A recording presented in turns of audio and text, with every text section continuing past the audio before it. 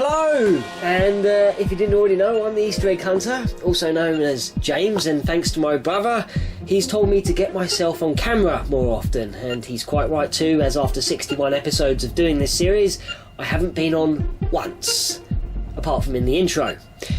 So for today's episode, we're going to be taking a look at the Mega CD. Well, more to the point, we're actually looking at a particular game. But for me, the Mega CD, which was released in 91 in Japan, 92 in North America, and released in the following year to the rest of the world, I was first introduced to this CD separate with my best friend. My goodness, that's a really bad photo of us. And it was one weekend he managed to borrow one where we were introduced to Sewer Shark and Night Trap, and in the process of setting it up we somehow managed to break his skybox. Not sure how we did that. Since that amazing weekend I have longed to earn this add-on for the Mega Drive, or Genesis if you live in America, and it was only 2 years ago when I finally added one to the collection, and today we get to check out Sonic CD. Welcome everyone to the home of finding sweet chocolate Easter eggs within our video games. Well, okay, perhaps not chocolate ones, but it's as good as having and finding the real thing, but just on a different level, as this is the Easter egg hunter.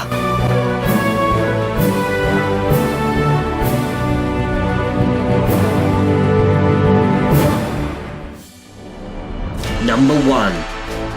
After Sonic CD's explosive intro has played out and the main title screen finally loads, hit the following sequence of buttons on your controller. Down, down, down, left, right, then hit A. A small jingle will then play and then you are led on to the sound test screen.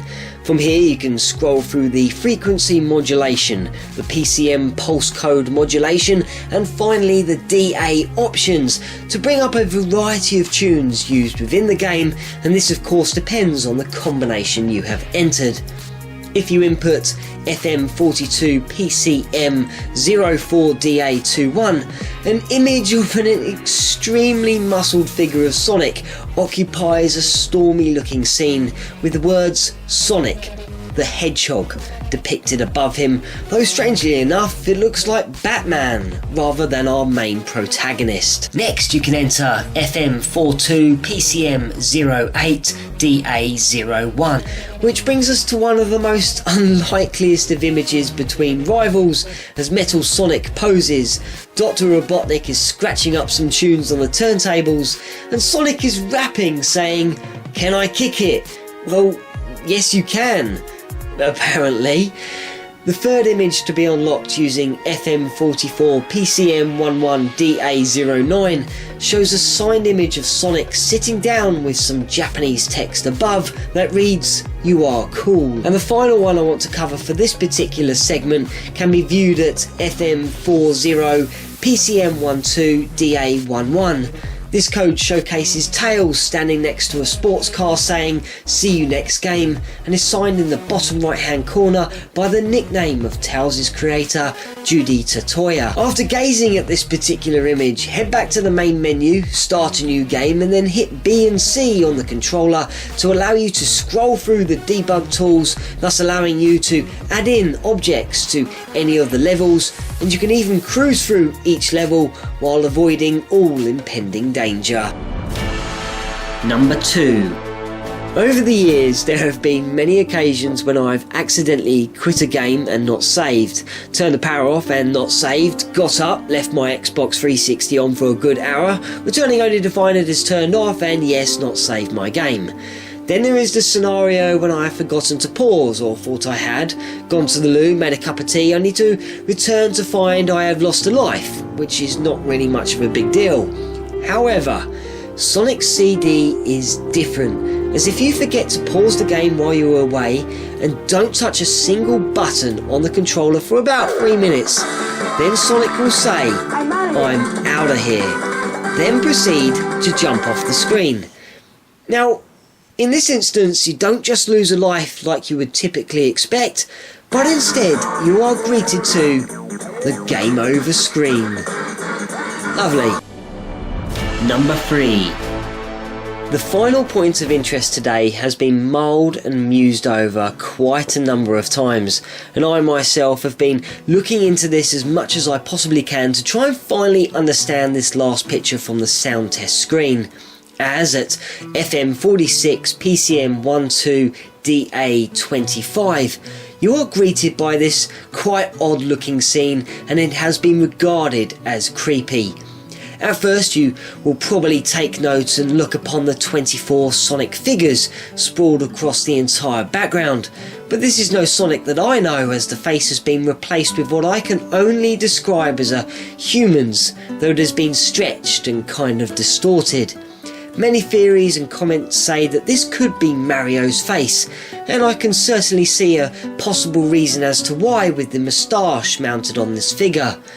Then there are the comments that say that this could simply be a caricature.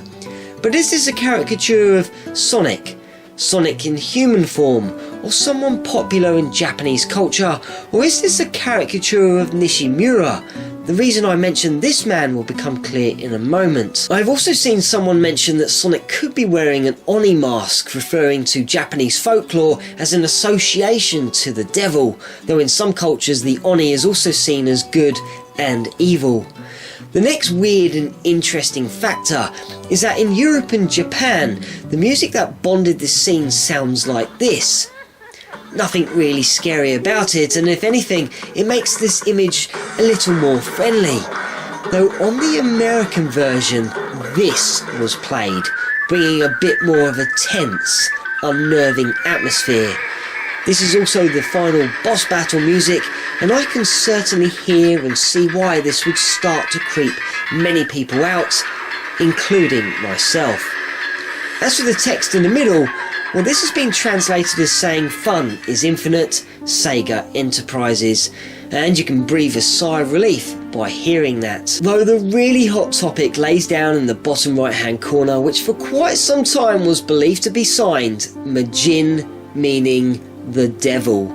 So, creepy faces, unnerving music, a scene signed by the devil? Yeah, now that would be scary. However, it has now come to light that this might not be signed by the devil after all, as instead of it reading Majin, it is said to say Medin, which according to some sources say that both words can be pronounced in the same way, which makes it even more confusing, though Medin is the nickname of Masato Nishimura, one of the landscape designers for Sonic CD, whom also placed his name in the title Shenmue, and you can read an interview talking about all of this from a link in the description bar below. Well, if you haven't quite had enough of me today and fancy checking out an amazing review made by the Cartridge Brothers upon the Legend of Zelda: A Link Between Worlds on the 3DS, and fancy hearing a couple of Easter eggs presented by myself, then please head on over to their excellent channel.